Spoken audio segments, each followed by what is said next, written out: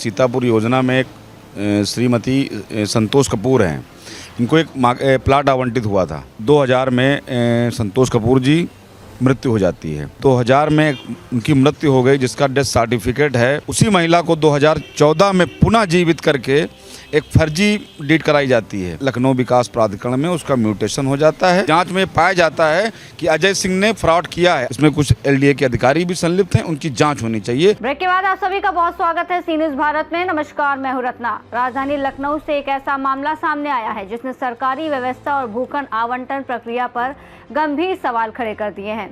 आरोप है कि जिस महिला की मौत साल 2000 में हो चुकी थी, उसके नाम आवंटित प्लॉट का बैनामा 14 साल बाद यानी कि 2014 में कर दिया गया। अब पीड़ित परिवार न्याय की गुहार लगाते हुए अधिकारियों और थानों के चक्कर काटने को मजबूर है। जी हां, क्या आप सोच सकते हैं कोई महिला जो सन 2000 में मर चुकी है और फिर 2014 में बैनामा कर दे?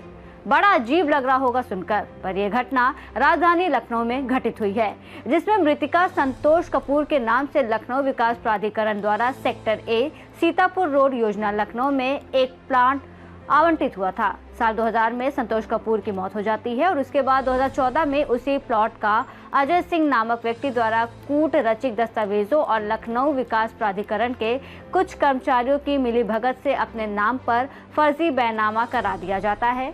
जब इसकी जानकारी मृतक महिला के पति अखिलेंद्र कपूर को होती है तो वो लखनऊ विकास प्राधिकरण में इसको लेकर आपत्ति जताते हुए एफआईआर की मांग करते हैं, जिस पर लखनऊ विकास प्राधिकरण के उपाध्यक्ष द्वारा बैनामा निरस्त करने का आदेश दिया जाता है। पर 2 साल बीतने के बाद भी पीड़ित आज भी पुलिस थाने और प्राधिकरण के चक्कर काटने को मजबूर है। इस मामले में कोई कार्रवाई न होने पर अखिलेंद्र कपूर भारतीय किसान यूनियन के आशु चौधरी को अधिकृत करते हुए अपनी लड़ाई में सहयोग करने प्रार्थना करते हैं, जिस पर भारतीय किसान यूनियन के राष्ट्रीय महासचिव आशु चौधरी लखनऊ विकास प्राधिकरण के उपाध्यक्ष प्रथमेश कुमार से मिलते हुए इस मामले में त्वरित कार्रवाई की मांग करते हैं।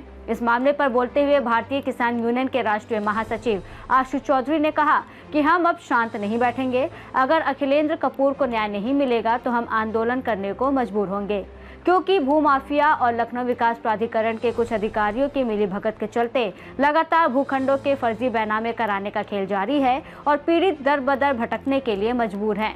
क्या मामला रहा, किस लिए एलडीए बीसी से आप लोग मिलने गए? ये एक प्रकरण आया है हमारे संज्ञान में।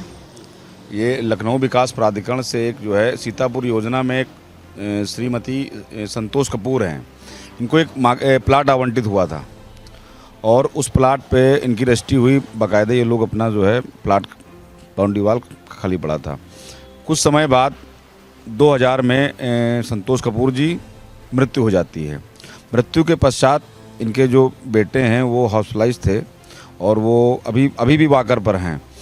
एक कोई अजय सिंह करके जो है 2014 में जो महिला 2000 में उनकी मृत्यु हो गई, जिसका डेथ सर्टिफिकेट है और जहां पर उनका दाह संस्कार हुआ उसकी रसीद है, उसी महिला को 2014 में पुनः जीवित करके एक फर्जी डीड कराई जाती है और डीड कराने के बाद लखनऊ विकास प्राधिकरण में उसका म्यूटेशन हो जाता है।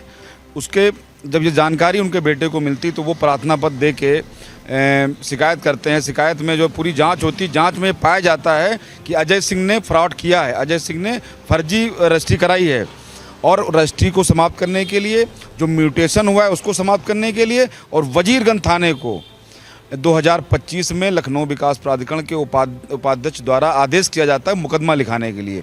बाकायदे डाक द्वारा भी मुकदमे के लिए प्रार्थना पत्र भेजी जाती है, लेकिन आज तक ना मुकदमा हुआ और ना ही वो म्यूटेशन समाप्त की गई।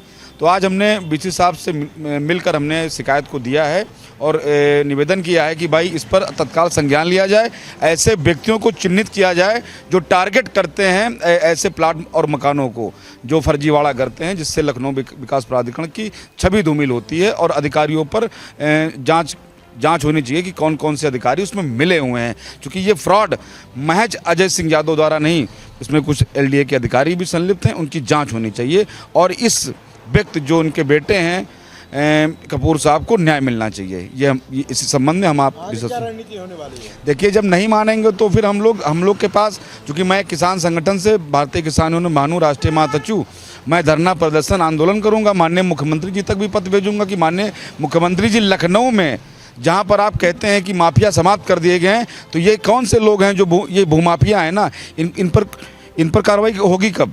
सवाल हमारा सबसे बड़ा आपके लखनऊ में और लखनऊ विकास प्राधिकरण की अगर जांच करा दी जाए तो कम से कम हजारों ऐसे मामले निकलेंगे जो फर्जी कब्जा कर लिए गए, फर्जी पेपर बना लिए गए और उन पर कब्जा है, और जो उनके असली वारिस हैं वो आज पेपर लेके, एप्लीकेशन लेके थाना कोतवाली और एलडीए के चक्कर लगा रहे हैं। भारतीय किसान यूनियन के राष्ट्रीय महासचिव आशु चौधरी ने चेतावनी देते हुए कहा कि यदि पीड़ित को जल्द न्याय नहीं मिला तो संगठन आंदोलन करने के लिए मजबूर होगा। उनका आरोप है कि भूमाफियाओं और कुछ भ्रष्ट अधिकारियों की मिलीभगत से फर्जी बैनामों का खेल लगातार जारी है, जबकि पीड़ित न्याय के लिए दर दर भटकने को मजबूर हैं।